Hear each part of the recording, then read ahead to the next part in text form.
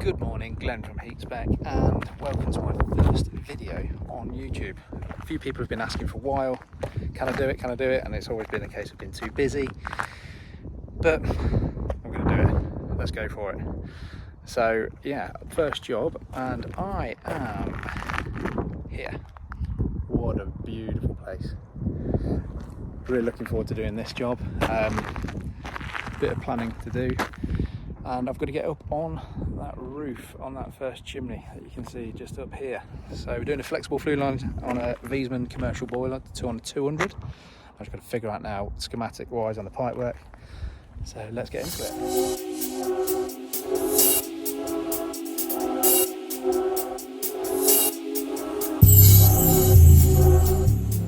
Good morning. Right, on this job we're going to be taking this old Ideal Concord out, and this goes up about 3-4 stories, so we're going to do a flexible flue liner kit on this. But first of all, we're going to remove this whole utility room because we need to get to the pipe work. So yeah, I'm not too sure what is working down here or what's not, so I wasn't here long when I did the quote. Cool, look at that. So yeah, we're going to take all this out just so we can get to the boiler, and then I'll show you what we've got when we're cleared out. I'm really pleased that this job is pressurised, because that's always a worry when you come to an old house. I love the PRV terminates there, but the biggest one, it took us about 45 minutes or so to strip this utility room out. There's the expansion vessel. Don't want to do this every year to service it. So I can now start seeing what we've got, where things are going, and now I've just got to work out the hot water. I have a feeling that the hot water is this one here and this one here. So I'm going to try and test that now, because I'm going to put Viessmann 200 in on the hot water priority. I'm just going to try and work out what's going on. The state of this old air eliminator. So here's the hot water setup. There's two 28mm.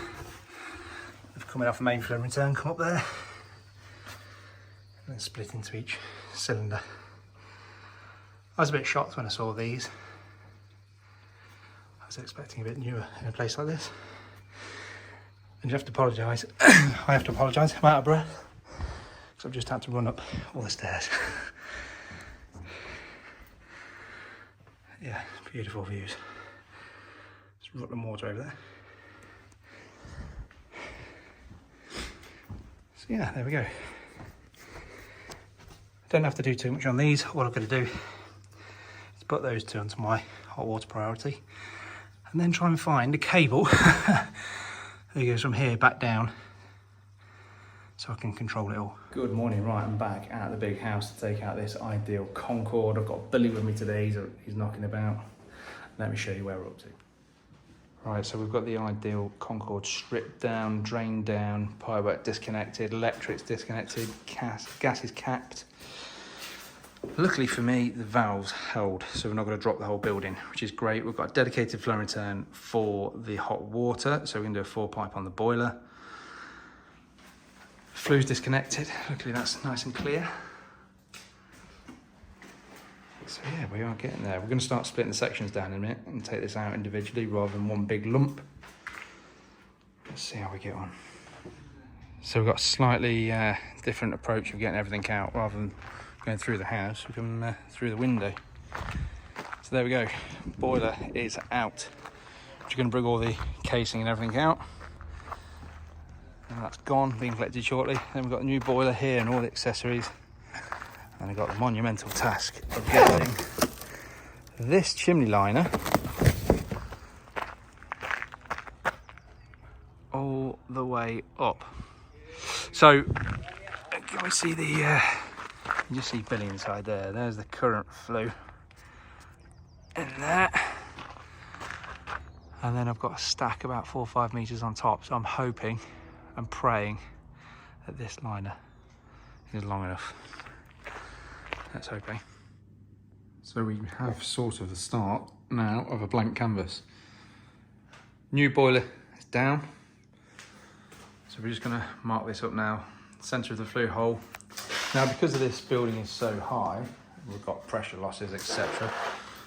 We're going to have to upsize the flue on this. So we're going from a 80-125 to 110, 150. So we're bringing the boiler down a little bit to allow for that.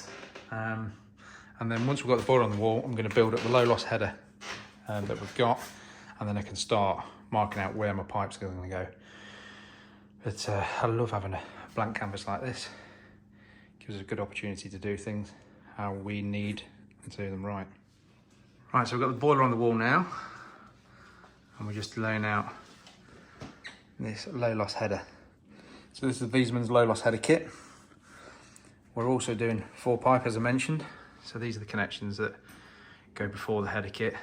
These will have a pump on, and the centre of the T's will go down to these 28s. And then with this Viessmann kit, it's really clever because you can choose which side you want to come out of this, either this side or this side. But for me, they're going to be heating, flows and returns. We've got sensor pockets for the sensor, low loss header sensor to plug into, little AAV. But yeah, that is low loss header with pump. So this connection here goes up onto the return, that onto the flow, all in one compact piece of kit. Back today to get this boiler continued. We're up on the roof to do the liner. Look at these views. That's running water. Got some deer feeding down here.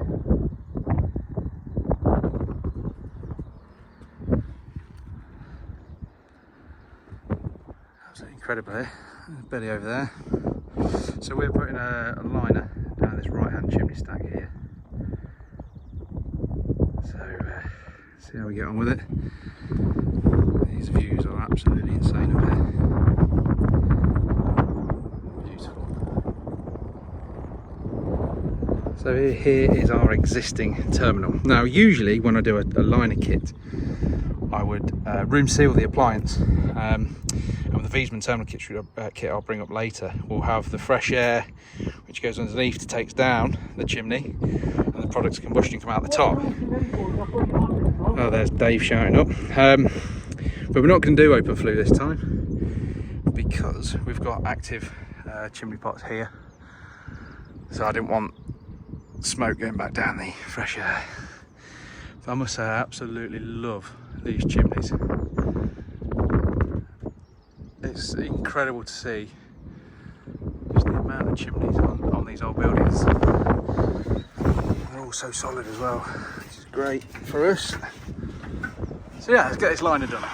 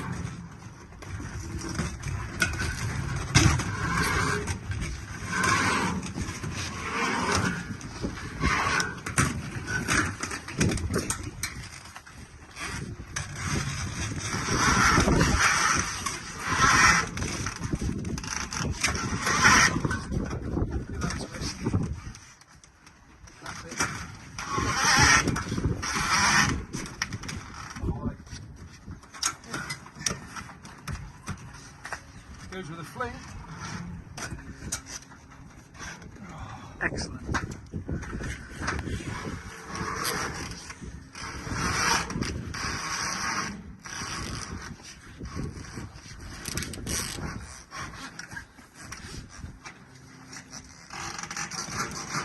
Right, that is not stiff, as I'm hoping it's hit that base part.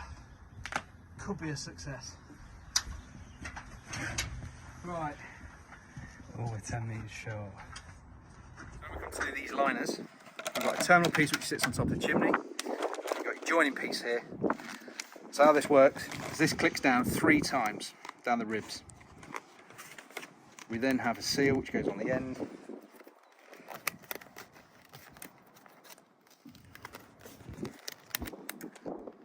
So what I will do is just finish that edge up a little bit. We'll get that greased up, and then your terminal,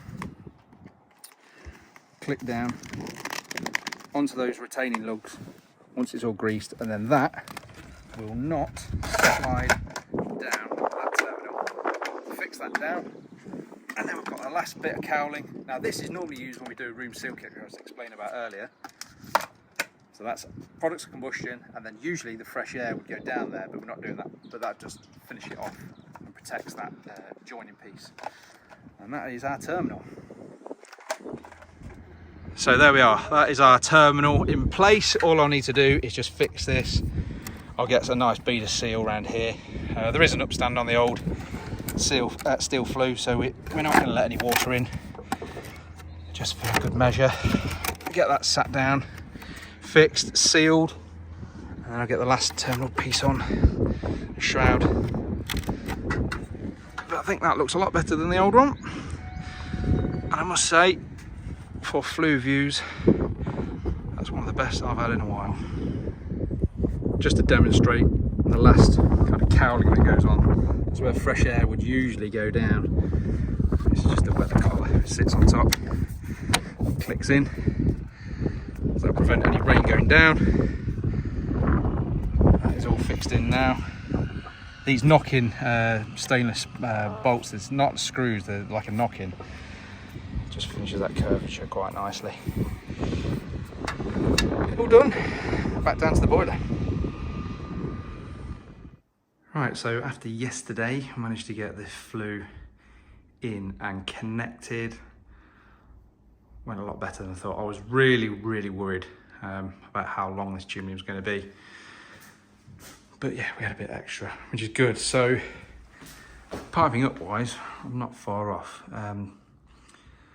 This is obviously 4 pipes, like I mentioned before, going into the Viessmann low loss header. So our heating connections are these 2 on the side. I'm just waiting for Spirotec dirt and air separators. And then I shall go back onto my radiator circuit, just waiting for the pump as well, which will sit in here. So we're getting there. I do love these. They're so smart, so compact. Makes a massive difference. That is going to be my pump for the hot water circuit. Yeah, making a massive difference now. And then expansion vessel went up today. I'm going to bring that down, put an anti-gravity loop on that, and then sneak in my cold main for fill. Good morning.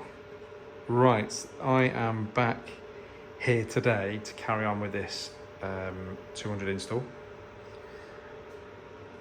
A few changes since I last kind of did an update. Got a new pump in. Changed the gate valves because they were slightly passing.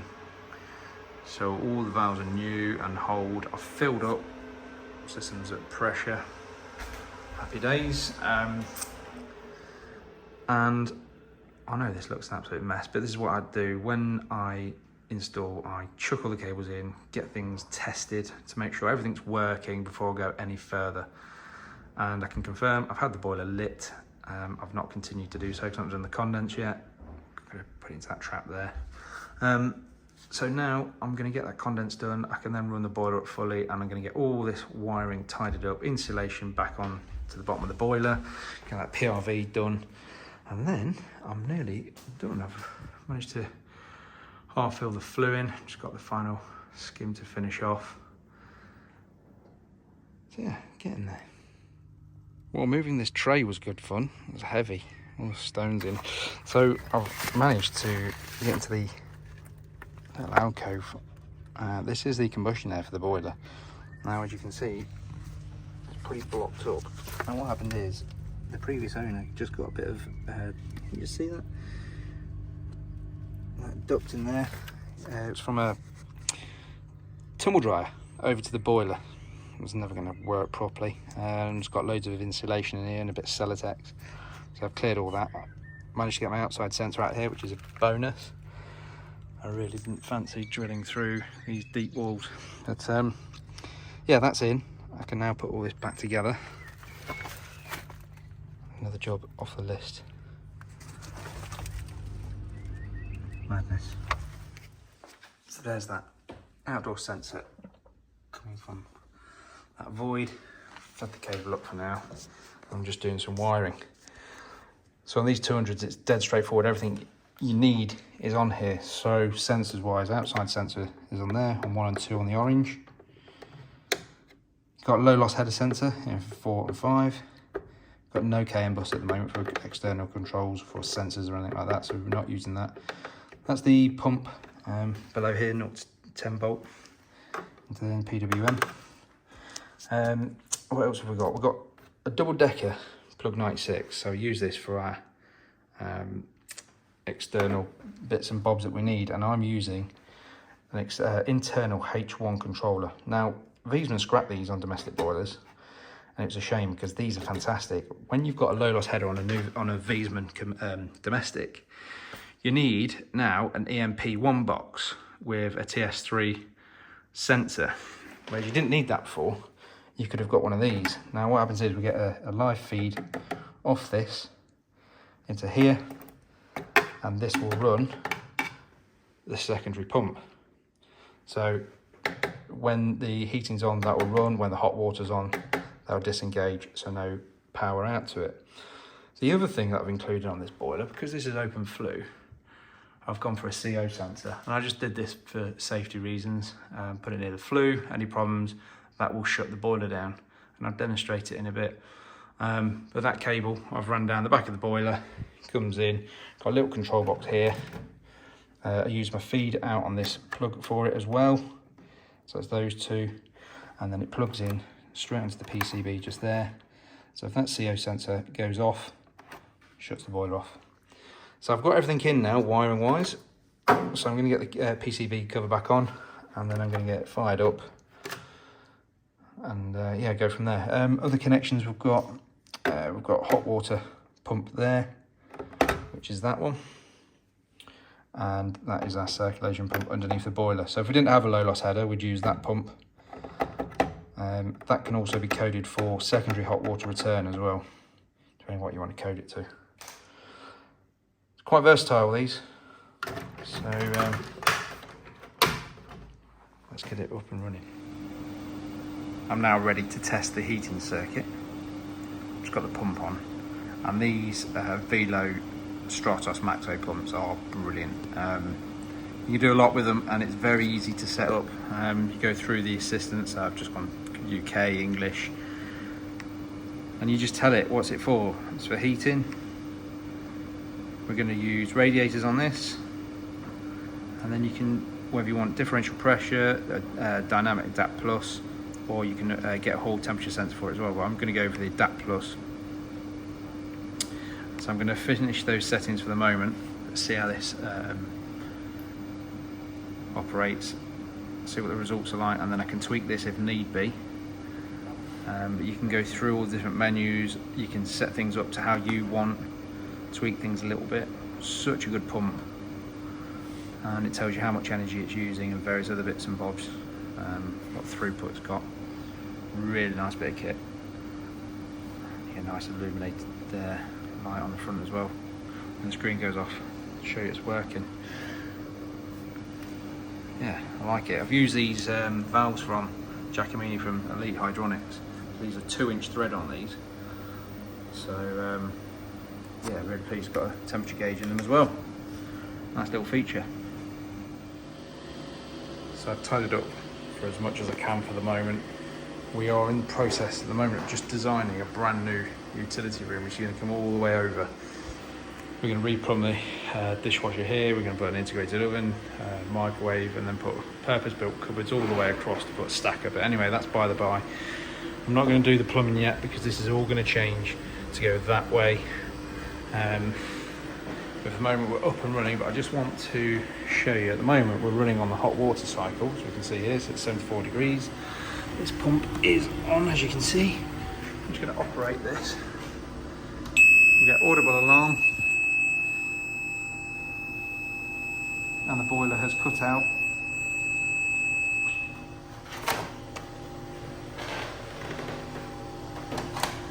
Once that's happy, back to operate, the boiler will start its firing sequence again.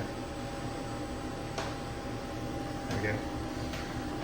Quite a nice little gizmo. So when I come back, I'm going to continue filling that, get it painted. The customer says he got some paint somewhere.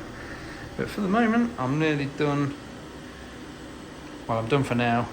And then once we've got all of this finished, I'll show you the finished outcome. Any questions, let me know. I'm really pleased how it's turned out. I just wish all these bloody cables that were all loose could be tidied, but probably would do that on the return. It was just an old battered kitchen that was all mangled together, so I'm not surprised the electrics were all over. Yeah, I'm pleased it's all finished anyway. Well, near enough. Anyway, thanks for watching. Any questions, please do let me know. And any other content that you'd like to see, please let me know.